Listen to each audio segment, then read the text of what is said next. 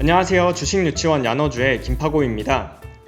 오늘 공모주 투자 실전반 영상에선 카카오뱅크의 최종 청약 결과를 살펴보도록 하겠습니다. 카카오뱅크는 첫 시작부터 고평가 논란이 끊이지 않았는데요. 청약 1일차에는 BNK 투자증권에서 매도 리포트까지 나오면서 청약자들의 마음을 불안하게 했죠.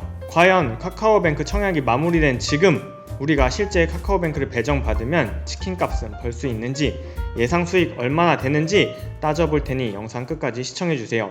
먼저 오늘 마감된 카카오뱅크 최종 청약 마감 결과를 먼저 살펴보겠습니다. 카카오뱅크는 최종 마감 결과 총 185만 건이 청약건이 들어왔고 증거금은 58조 9천억 원이 모였습니다. 먼저 균등 배정부터 자세히 살펴보면 각 증권사별로 KB증권은 균등 배정 수량이 5주에서 6주, 한국투자증권은 3주에서 4주, 하나금융투자는 4주에서 5주, 현대차증권은 6주에서 7주를 배정이 될 텐데요. 각 증권사별로 이 소수점이 발생했기 때문에 추첨을 통해서 이 소수점 자리를 배정할 것으로 보입니다. 두 번째, 비례 경쟁률을 살펴보면 한국투자증권의 비례 경쟁률이 가장 높았고 그 다음 현대차증권, KB증권과 하나금융투자의 비례 경쟁률이 가장 낮았으며 증거금은 다 합쳐서 59조 원이 모였습니다. 자, 이러한 카카오뱅크의 청약 마감 결과를 2021년 3월에 진행된 SK바이오사이언스, 4월에 진행된 SK아이테크놀로지 청약 결과와 비교를 해보겠습니다. 먼저 SK바이오사이언스의 경우에는 총 240만 건이 청약했고 증거금은 64조 원이 몰렸죠. SK바이오사이언스의 중복 청약이 가능했던 것을 감안하면 6개 주관사에 모두 중복 청약을 했다고 가정하면 최소 40만 명에서 아무도 중복 청약을 하지 않았다고 생각하면 240만 명까지 참여한 것으로 볼 수 있습니다. 두 번째, SK아이테크놀로지의 경우에는 총 470만 건이 청약이 참여했고 증거금은 81조 원이 모였죠. 이 또한 중복 청약을 감안할 경우 최소 95만 명에서 최대 470만 명이 SK아이테크놀로지 공모주 청약에 참여했다고 볼 수 있는데요. 이번 카카오뱅크는 중복 청약이 불가능했기 때문에 카카오뱅크에 참여한 공모주 투자자 숫자가 185만 명인 것으로 확인할 수 있었습니다. 이를 공모 금액과 증거금, 총 건수, 경쟁률로 간단하게 시각화해서 비교해 볼 경우 카카오뱅크는 SK아이테크놀로지나 SK바이오사이언스에 비해 공모 규모는 컸지만 오히려 증거금은 적게 모이면서 경쟁률은 낮은 결과를 나타냈습니다. 자, 이러한 카카오뱅크의 고평가 논란의 매도 리포트까지 나오면서 공모주 청약자들이 이거 정말 청약해도 되는 건지, 청약하면 치킨값은 벌지 하는 걱정이 들기 마련인데요. 먼저 청약 1일차인 7월 26일 BNK 투자증권 김인연구원이 카카오뱅크는 은행일 뿐이다. 따라서 카카오뱅크의 목표가는 24,000원이기 때문에 공모주 투자자들이라면 청약을 자제하라는 매도 리포트가 나왔고 이에 따라서 장외 가격이 꽤나 크게 흔들리는 모습을 보였습니다.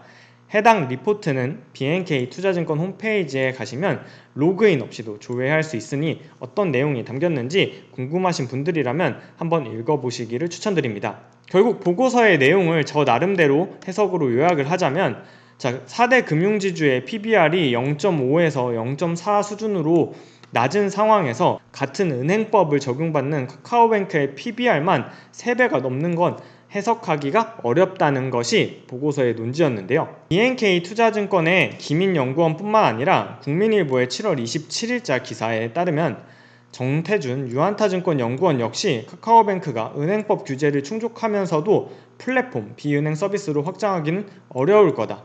또한 메리츠증권의 은경환 연구원도 금융당국의 규제를 배제하고 나서 해외 디지털 금융사업자를 비교기업으로 선정한 것은 지나친 아전인수식 해석이라고 지적하면서 카카오뱅크는 은행법의 규제를 받는 4대 금융지주와 같은 은행인데 왜 카카오뱅크만 PBR을 이렇게 높게 평가받아야 하는지 이해할 수 없다는 반응을 보였는데요.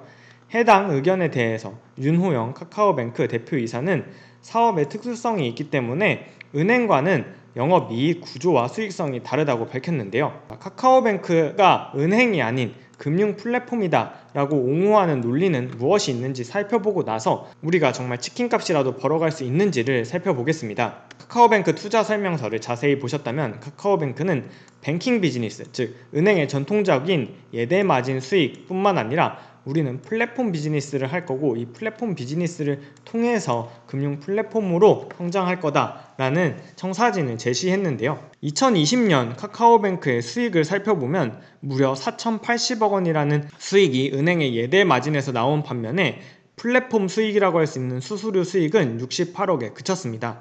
다만 지금 현재의 이익의 크기를 비교할 게 아니라 그 내용을 살펴보면 2017년부터 18년, 19년까지는 수익보다 비용이 높은 적자 상태였다가 2020년에 68억으로 흑자 전환했다는 걸 긍정적으로 해석해 볼 수도 있겠네요. 따라서 수수료 수익이 흑자 전환했기 때문에 이러한 기존 은행과 차별적인 사업 모델을 조금 더 강조하는 측면에서 해석해 볼 수도 있습니다. 따라서 카카오뱅크를 은행이 아니라 금융 플랫폼으로 보고서 네이버 페이의 밸류 혹은 그 이상을 적용한다면 예상 가치는 20조 원에서 27조 원이라는 이베스트 투자증권의 성종화 전배승 연구원 보고서를 한번 참조해 볼 수 있겠는데요. 금융 플랫폼의 경우에는 가치를 산정할 때 monthly active user, 즉 월간 사용자가 얼마나 되는지 그 한 명 한 명의 가치를 산정해서 기업의 가치를 평가하는데 해당 보고서에서는 네이버 페이의 MAU 가치를 약 100만 원으로 선정했기 때문에 이를 그대로 카카오뱅크에 적용해서 카카오뱅크의 MAU를 곱한다면 가치는 약 14조 원이 되지만 네이버 페이보다 카카오뱅크는 은행으로서 더 다양한 기능을 할 수 있기 때문에 네이버 페이 대비해서 프리미엄을 30%, 50%, 100% 적용할 경우 50%를 적용하면 시가총액은 20.6조 원, 100%를 적용할 경우 시가총액은 27조 원이라는 계산을 할 수 있었습니다. 자, 그래서 이러한 논란이 많은 카카오뱅크, 과연 우리가 정말 치킨값을 벌 수 있을까요? 예상 수익 말씀드리기 전에 한 가지 주의사항 알려드리면 영상에서 언급하는 가격 상승, 가격 하락, 수익에 대해서 저 김파고가 보장하지 않습니다. 영상에서 언급하는 것들은 다양한 추측에 기반한 가정일 뿐입니다. 따라서 매도 가격 역시 하나의 참고사항으로만 봐주시기를 부탁드립니다. 자, 카카오뱅크의 공모주 청약 수익을 계산하려면 매도가에서 공모가인 39,000원을 뺀 다음 배정 수량을 곱해야겠죠. 자, 이미 배정 수량은 나와 있습니다. 균등 배정의 경우와 비례 배정을 고려하여 약 1억 원을 각 증권사에 청약을 했다면 KB는 20주, 한투는 15주, 하나금투는 19주, 현대차증권은 20주를 배정받을 것으로 저는 가정하고 있는데요. 이는 균등 배정 수량에서 최소 수량, 즉 소수점 자리를 당첨받지 못했을 경우를 가정한 수량입니다. 자, 이렇게 배정 수량이 정해진 상황에서 매도가를 과연 얼마로 잡는지가 핵심이 될 텐데요. 먼저 카카오뱅크의 투자 설명서에 나와 있는 주관사가 평가한 카카오뱅크의 시가총액은 23조 원이었는데요. 이 시가총액 23조 원은 주당 평가가액 48,000원에 해당합니다.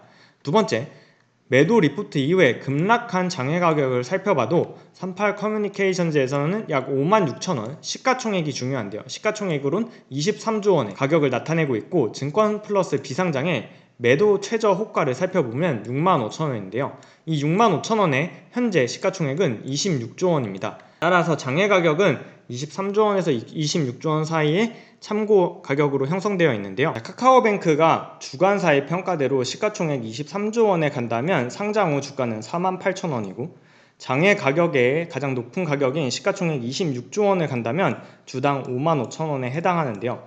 두 가격에 매도할 수 있다고 가정하면 1억 원 청약 시에 최소 15주를 배정받았을 때 13만 5천 원의 수익에서 20주를 배정받아 5만 5천 원에 팔 경우 34만 원의 수익이 예상돼서 카카오뱅크에 1억 원을 청약했다면 현재 기대되는 예상 수익은 13만 원에서 34만 원 사이입니다. 두 번째, 카카오뱅크의 균등 배정만 참여했을 경우에는 예상 수익이 얼마가 될까요?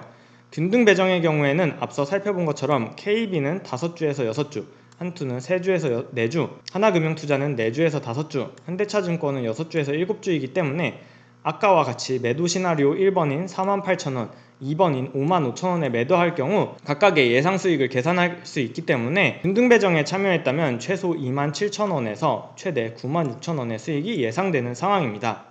카카오뱅크의 상장일 8월 6일 금요일 날 주가가 정말 어떻게 흘러갈지 저도 제 예상한 것처럼 모두가 수익을 얻을 수 있게 공모가 이상으로 주가가 많이 올랐으면 좋겠지만 사실 공모주의 상장일 주가가 공모가를 상회할지 하회할지 저는 알 수 없습니다. 따라서 모든 투자는 투자자 본인의 판단과 책임임을 다시 한번 명심해 주시기 바랍니다. 자, 카카오뱅크 상장일인 8월 6일 금요일에 주가 흐름에 중요한 영향을 미치는 상장일 유통 가능 수량 그리고 비율은 7월 29일 목요일 증권 발행 실적 보고서가 공시되면 그 공시 내용에 기관의 의무 보유 확약 배정 내역을 확인해야 최종 유통 수량 및 비율을 알 수 있습니다.